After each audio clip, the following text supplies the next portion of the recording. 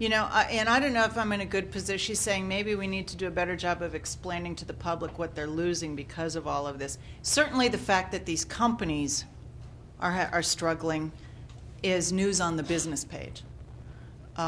You know, Sam Zell bought Tribune Company basically, I guess, for the real estate. And he figures he made a bad deal, and, you know, they cover that stuff. But you're probably right. They've not been really covering what I was just talking about. I don't know. Does anybody have any examples of how it's being covered around New England? No? I don't have any examples, actually. I completely agree with her. I think that we see it on Poynter, and the people who are looking at Poynter are reporters, so it's just kind of been wire. I know. I mean, what I get, I get it all the time, but I like read Romanesco 15 times a day. You know, it's the first thing I look into in the morning. PBS has done a few Yes. segments over the past few weeks.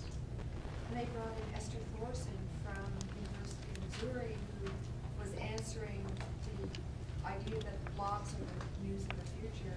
And her response was, is aggregate journalism, and you're really not getting the news, and nobody's the watchdog. That she was using many of the same phrases. Uh-huh. That using. So PBS has done it. PBS is doing. And, Well, and they're probably just trying to chase their tails just to keep up with everything that's going on in their own, you know, because they've got, what, half the manpower they had. I've gotten phone calls from a couple of reporters across the country who are trying to craft stories. And Laura, actually, the reason I had the Laura Frank example was she was in my office a couple of days ago. She's working on a project for one of, oh God, I think she said it was Frontline. And they're working on this story, and she was doing this multimedia stuff. She's got a freelance gig now with them, and she's working on a project to show exactly what we were just talking about. So she came to my office. I have old newspaper clippings and copies of old briefs from Richmond newspapers and Nebraska Press Association, and she came to take photographs of all this archived paper we still have around the office, which actually is kind of fun to look at, you know, because now everything's online. It's not nearly as much fun to go through as the old headlines.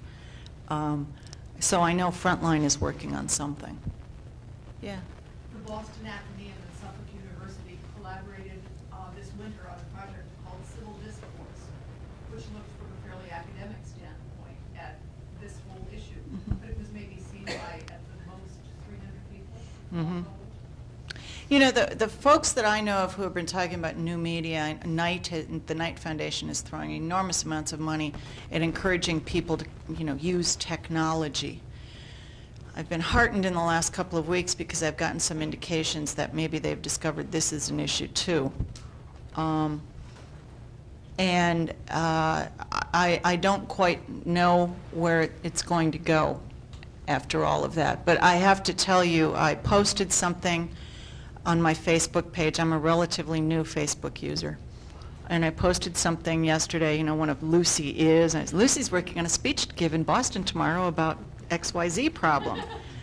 And by last night, I was just bombarded with comments from people.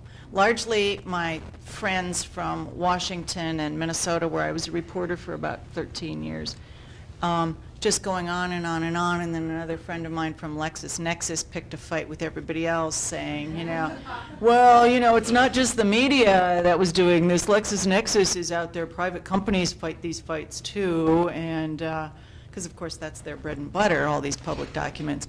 And I mean, I haven't even commented to any of these people. They're all just having this free-for-all on my Facebook page.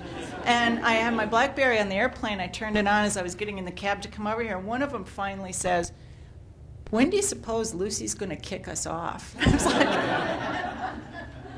they're just going crazy. I don't know. Can you kick them off? I haven't figured that out yet. I don't know. I'm kind of